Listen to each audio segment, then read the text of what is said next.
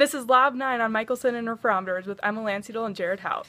It was done to calibrate the micrometer of the interferometer. We knew the wavelength of the laser, and we knew delta M, which we changed, it was 100 fringes, and so we could calculate delta D.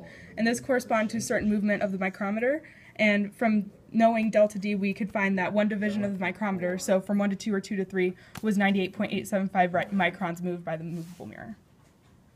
Using a source of an unknown wavelength, we again counted through 100 interference fringes. Since we now know the calibration factor of the micrometer, we knew exactly how far the mirror moved. And when we calculated the wavelength of the source, we calculated it at 557.7 nanometers.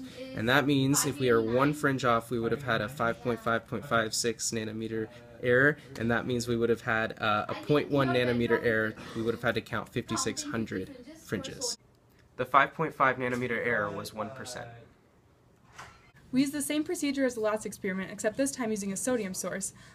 We went through 100 fringes and found the wavelength to be 573.5 nanometers, but this time there are actually two wavelengths from the source, so those are creating two interference patterns that can actually interfere with each other. So when we take it to the darkest fringes, that means that the sources are most in phase, and as you move through at larger micrometer settings, the fringes get more and more out of phase until they just form a blank or like a sheet without any fringes, and then they'll move back into phase as.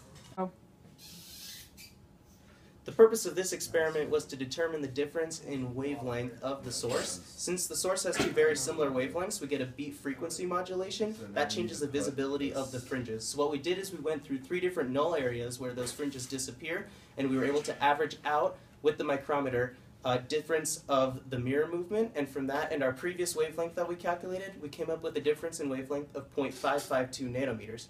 Since the actual difference is 0.6 nanometers, that's a negative 8.0% error. For this experiment, we switched the compensating plate for a vacuum chamber, and we were able to directly change the pressure inside, and we observed the fringes change as we did that. We counted 20 fringes, and as we changed that, we observed the change in pressure on the gauge. And this was done to measure the index of refraction of air at different pressures.